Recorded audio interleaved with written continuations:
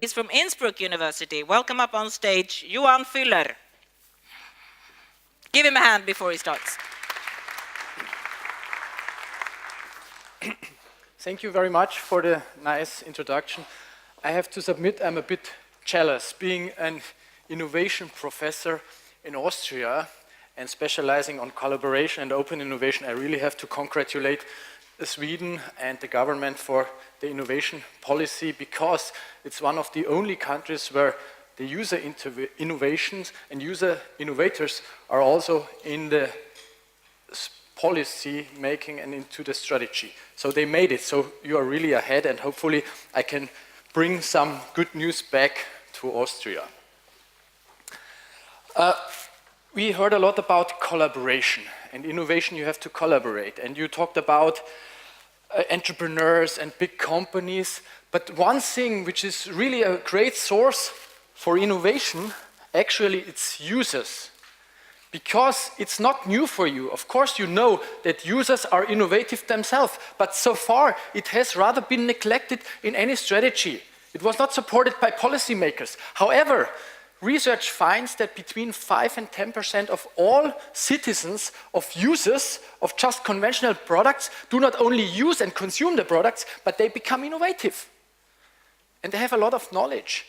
Users nowadays all have high education, they have a lot of capacity of creative knowledge. And I want to share some insights with you how to benefit and how to leverage on this knowledge.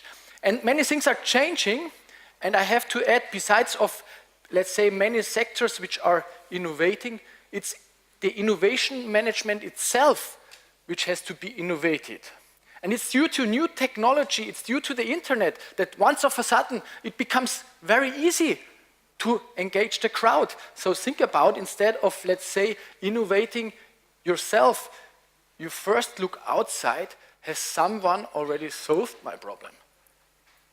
So why do I have to innovate it myself and invent it again and again? I can concentrate and really spend my resources on leveraging, on create innovations.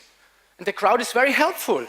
You cannot avoid it even, because if you look on the internet, there are communities. Communities of interests, community of certain experience, and no matter what you're looking for, if you are, let's say, a race cyclist, or you like photography, or you just became parent, no matter what it is, you will find a spot on the internet where people, like-minded people, get together. And those communities are big, between 10,000, 50,000, 100,000 users sharing the same interest. And I tell you what, they do not just share experiences, what kind of cool consumption experiences they had.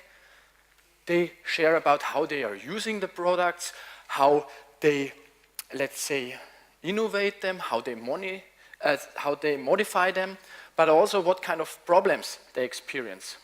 And we did some research, and no matter in what kind of community you look inside, about 10 to 20% of all the content is related to innovation. For example, if you go on a coffee geek community, they discuss how they create the best coffee experience, what machines they need, what kind of beans and what kind of grinder and what kind of espresso machine really is able to perform the best job. And they do not only talk about it. If you look at those communities, I just had a quick, let's say, view inside. All those products you find on these communities are user innovations.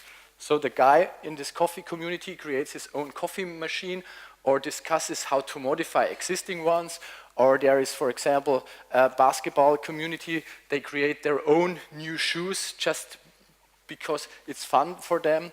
Or you look in some cooking communities, they come up with new kitchen appliances.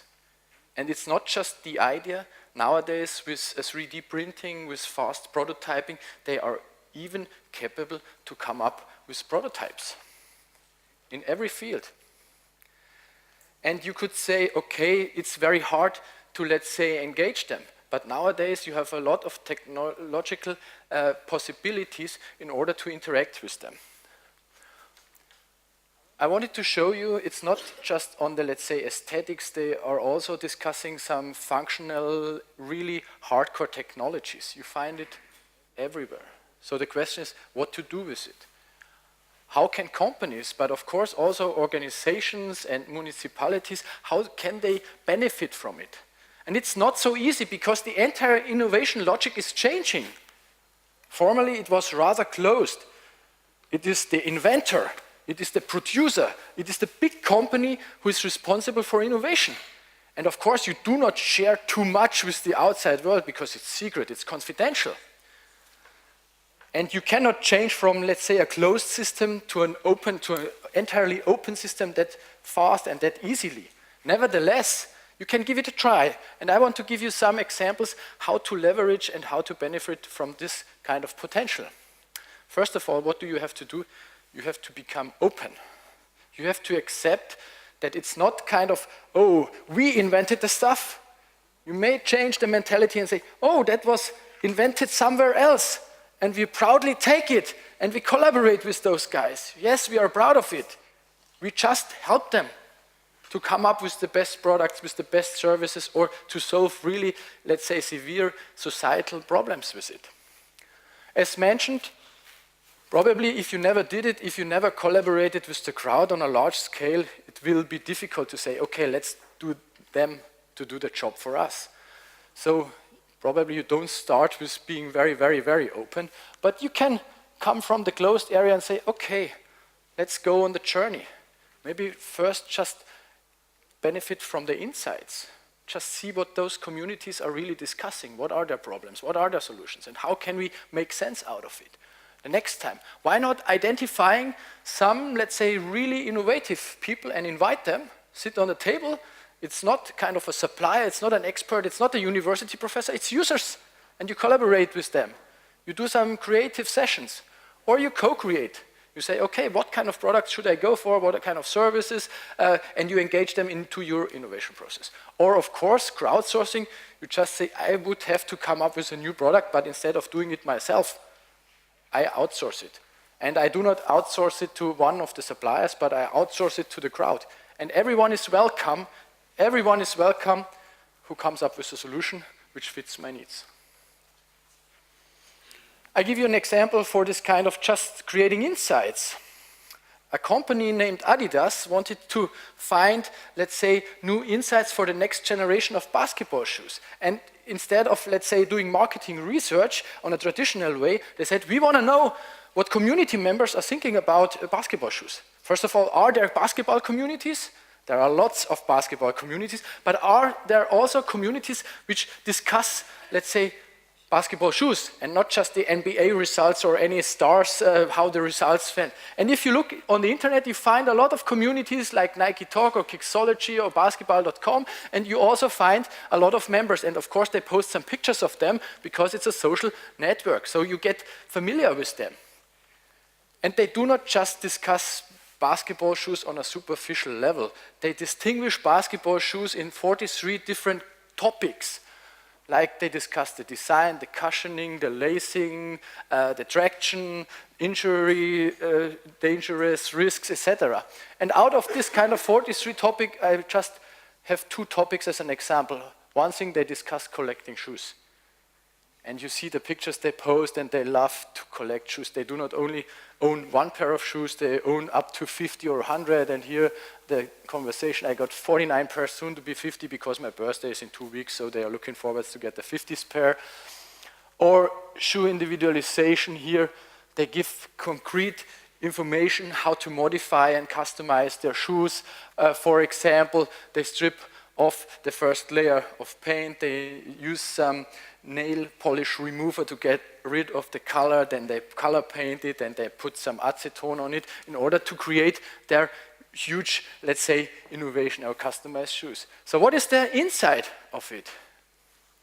One insight, why not offering, for example, a translucent packaging system, which you can also staple, because you see on the pictures, they want to see their shoes, they want to put them out of the shelf, out of the boxes. And here, this kind of shoe shelf box, it looks more like a shoe store, but not as the living room of a student. So why not helping them with finding a solution?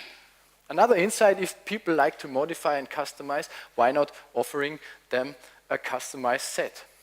So what Adidas, for example, did in 2006 when there was the World Championship for soccer, they came up with the Tunit, which was the first modular soccer shoe with 3 different uppers, 3 different insole, and 3 different studs type. So you can create and modify 3 times 3 times 3, 27 different pairs of shoes, just by using the insights, what's going on within the communities. It was a huge success, by the way. If you want to become more active and say, why do we have to innovate? Let's the users innovate, but you don't want to open up with the crowd. You just may identify within such communities some creative users. You call them lead users. And lead users are such people, they are ahead of the trend. They face a problem, they want to solve it. There is no, let's say, commercial solution. There is no company which is offering such a commercial solution, so they become innovative themselves. And you just co-create and innovate together with those lead users. I give you an example. In Munich, there is no big beaches, but people still like to surf. So they came up with city surfing. There is the river Isar, and one kind of nice spot, you have this kind of artificial wave, and you can ride and board with your surfboard here in Munich. Now the problem is, this is right in the center of Munich, and it doesn't matter if you go there Sunday, Monday, 4 o'clock in the afternoon or 3 o'clock in the morning, you will find people there surfing. The problem is you don't have a parking space. You cannot go there by car, but it's quite a hassle, for example, to go there with public transportation and put just your surfboard on in the public transportation, for example. So one of the guys, he innovated this kind of carriage system for his surfboard for the bicycle. And you may say, okay, this was a really nerdy, or it's a niche market and no one else needed it, it's just in Munich. You may be right, but think about Hawaii, think about all the beaches in South Europe, etc. Why not could it be trend to offer such carriage systems? But overall, it was very hard for an established bicycle company to come up with such a solution. Because very often you do not have this kind of special context where you go bicycling and surfing within the city and you don't have a parking spot. But if you have this need and you need a solution, then you may come up with such a thing. So why not working and collaborating with lead users? You can easily identify them nowadays via the web. One example here for the company Gore. They produce Gore-Tex, for example, apparel for outdoor purposes. They wanted to come up with the next generation of outdoor apparel, huge breathability, etc. And instead of innovating it themselves, they said, we want to collaborate with lead users. And there is kind of a community which is called outdoorseiten.net. There are kind of enthusiasts about outdoor, sharing their hobbies, and they discussing intensively where to go, where is the next spot they like to spend, for example, the summer vacations in Sweden and walk through the national parks. But sometimes it's raining, even in Sweden, so they need really good protection, right? And they are not satisfied with the offerings on the market. There is one user, for example, his name is David, and David is a student, he is a geography student, but he also likes to make his own jackets. And he's really, let's say, enthusiastic about it. Here you see this kind of jackets. But he has some special needs. For example, he cycles more than 15,000 kilometers per year. And no matter if it's snowing or raining, he goes with it to the university. And he likes hiking, for example, in Scandinavia. And together with people like David, Gore initiated such a workshop, a 2-day workshop, and instead of just asking them, do you like this or that product, they empowered those users, those user types, and said, now come up with your solutions. And we just support you. We tell you if this is possible from a technology perspective or what this would mean from a marketing perspective, but it's the user who innovate. And at the beginning you have a lot of scribbles and drawings, but you can come up with really radical and major innovations. At this workshop there were 5 patentable solutions which came out. Co-creation, you can go ahead. So if you had some, let's say, good experiences and you liked it, you may say, oh, I want to collaborate with users not only on a one-to-one base, but I want to really co-innovate together. So they become my partners, my collaboration partners for a certain moment or for a certain time frame. And this is something Nivea did. Nivea, they innovated a new, very innovative kind of deodorant, which is called Invisible Black and White. And what it does, it avoids stains, deodorant stains. So you don't have this kind of white stains if you wear a black shirt, or the yellow ones if you wear a white shirt, for example. And how did they do it? They did not do it just by working together with the innovation department and with their suppliers and the purchasing department. They worked together with users and consumers, and not just once, but along the entire innovation cycle. And it was really innovative because before of this kind of avoiding stains, the basic innovation mantra was efficiency. It protects 24 hours, 48 hours, 96 hours, even more and more and more. Some of you may take a shower before of that, so maybe we don't need this kind of long protection efficiency, right? And you see here some pictures you find again on the internet that this becomes a real problem, and here it's just a funny story, but here you see exactly what's meant by this kind of stains. And then there is some discussion, don't you hate it when you notice a deodorant stain right as you are leaving the house? And maybe you go just, let's say in an important meeting and you see, oh, disgusting, or it's your first date, etc.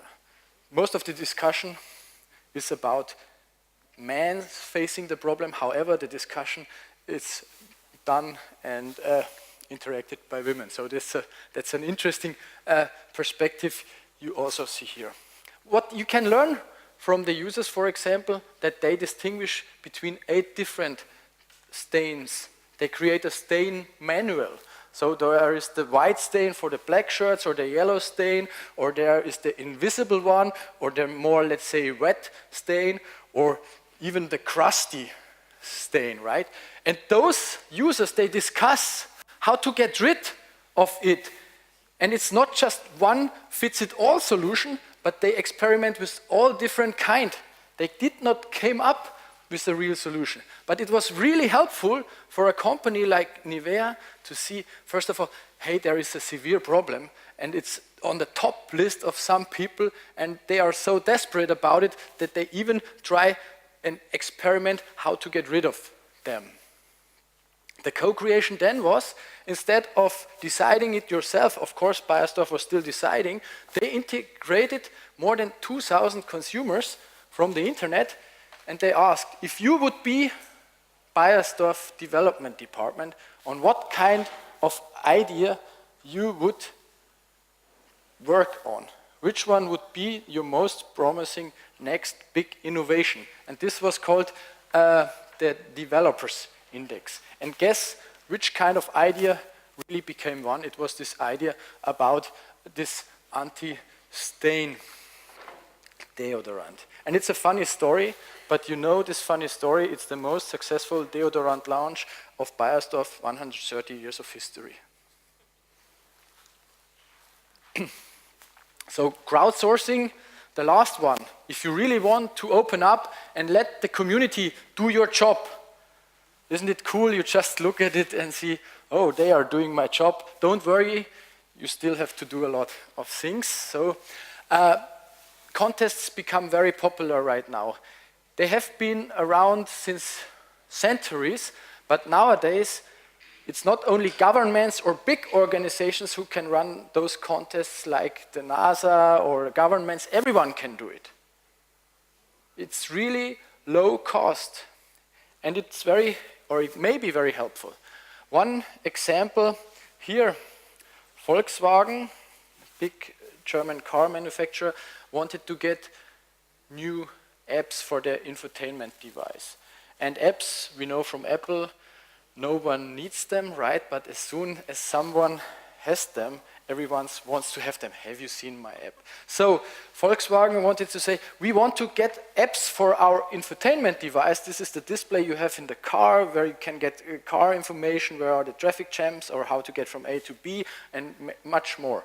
And they said, okay, why not offering them data, for example, from the engine and from the car computer, and you can do a lot of things with it. And this, instead of doing it, the kind of German engineering culture, doing it themselves, they said, no, we want to engage the crowd. And no matter where they come from, we just want to see what are their ideas. They got more than 96 fully programmed apps and more than 500 ideas. And I just want to share some of the ideas. For example, there was one kind here, a tweet map for the Twitter followers here.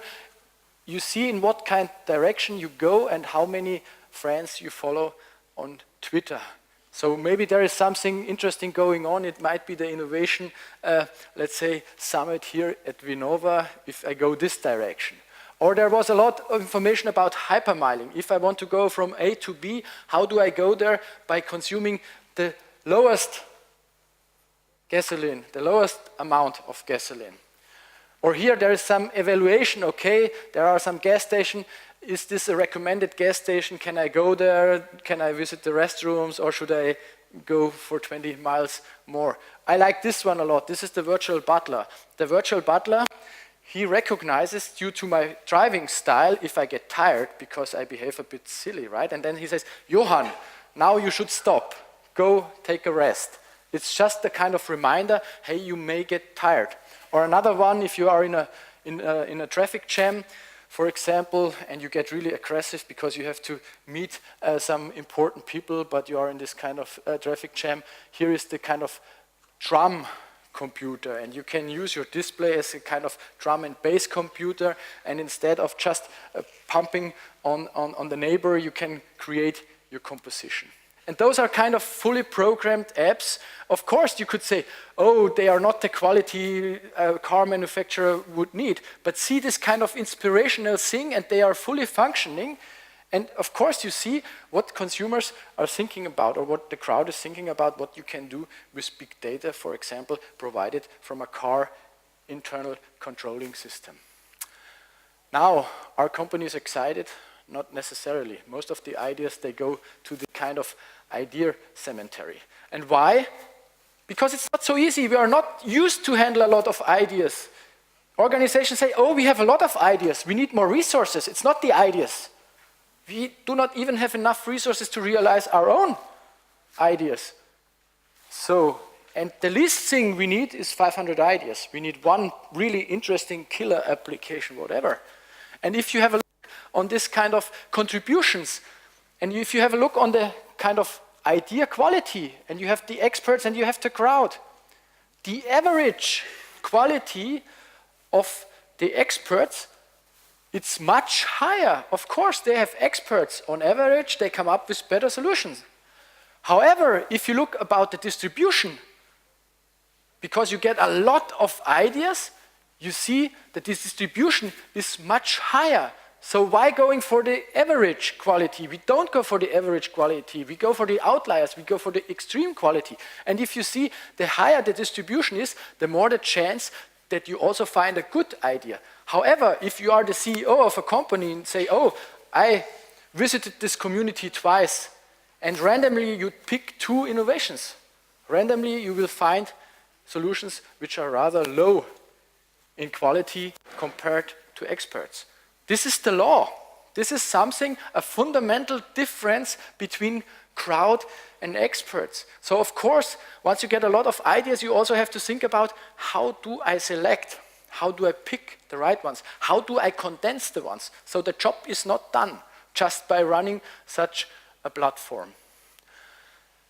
I was telling you a lot about companies, but I think that this sector is really ahead. So the question is now, can we learn from this kind of principles also for some really societal issues like overpopulation, health problems, resource scarcity, overpopulation? How can we deal and really solve the real problems? Are innovative crowds also able to tackle some of these problems? Yes, I'd say it's especially important for such problems because we as a civil society, we have to accept that we have to change something. So first of all, people have to become aware. And how can you create awareness and understanding? By engagement. Engaging the people, not just telling them you have to do this or that. One example here is that, for example, a community for rare diseases. Because rare diseases, the problem about rare diseases is that it's only a limited number of people affected with the disease. So there is not much incentive to come up with solutions. Because the medical and pharma industry, they look for big applications and not for small applications where only, let's say, hundreds or thousands people are affected. So there is one community, for example, which is called Patient Support Patients community, where patients with rare diseases share their experiences, what problems they are facing, and how others solve the problems. And those may be easy problems, trivial problems. For example, how to go up the stairs, having something like a ALS syndrome. And they come up with solutions and they help each other. So it's a kind of peer-to-peer support community which works quite nicely. Another one is regarding, resource scarcity. Instead of recycling materials, why not using such an approach like upcycling? Waste does not have to be waste. It's also related to a kind of a circular economy, right? Before just recycling or burning it, why not using the materials? Why not doing big databases where we exactly know, in which companies we do have what kind of quality of materials? You could call it waste, but you could also call it materials. And this was an initiative by users, and they just did a contest, what can be done out of scrap.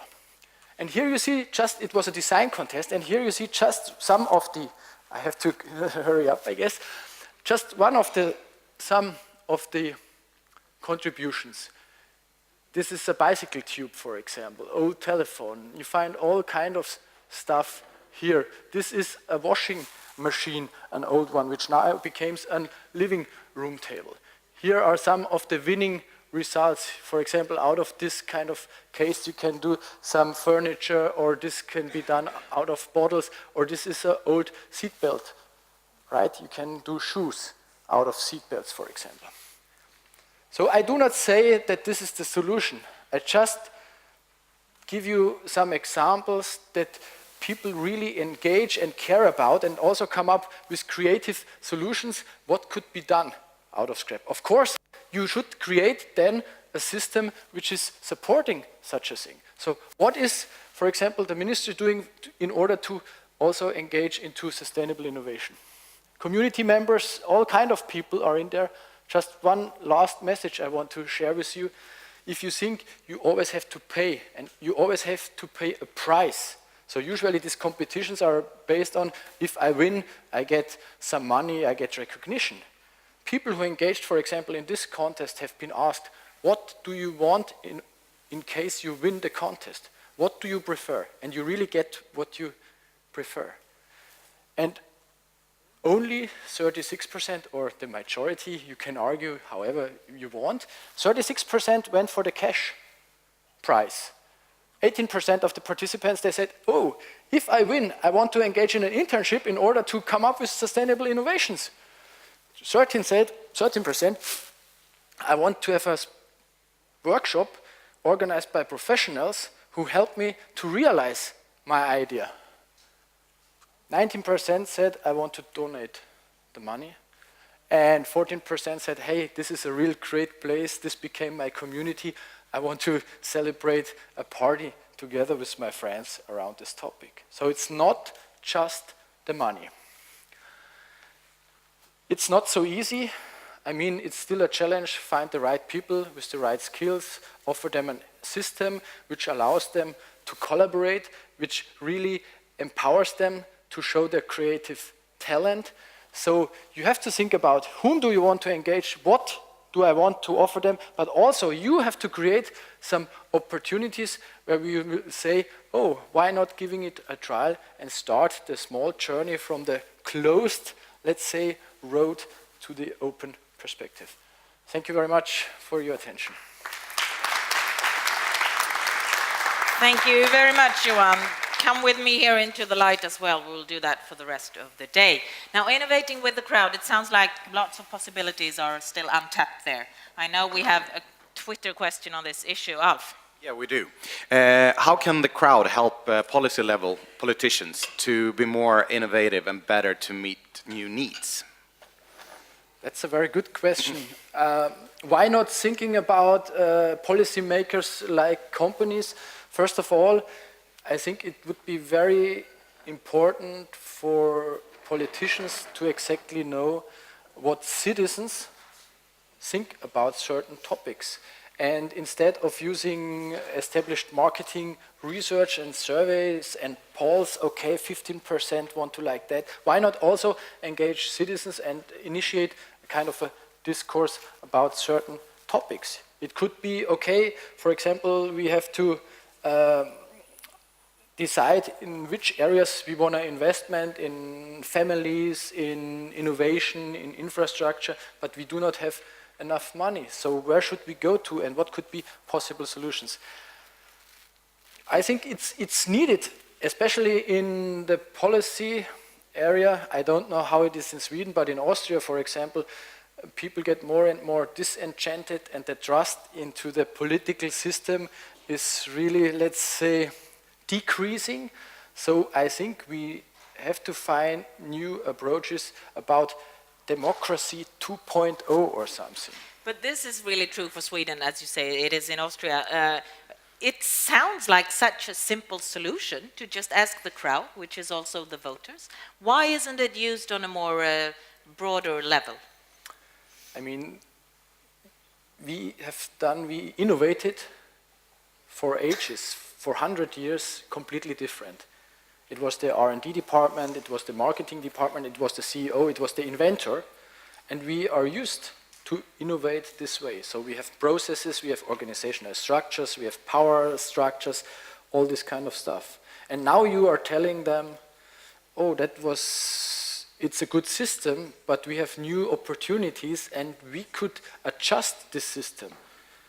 But you need new capabilities and no one knows how it really works, so it's quite new. So you have to, let's say, start with kind of trial and error. Then maybe the department, the size and the power may decrease instead of growing bigger. There are many reasons for this. Many challenges ahead, but still a lot of untapped potential in using the crowd. I guess so. Johann Füller, thank you very much for coming. Thank you.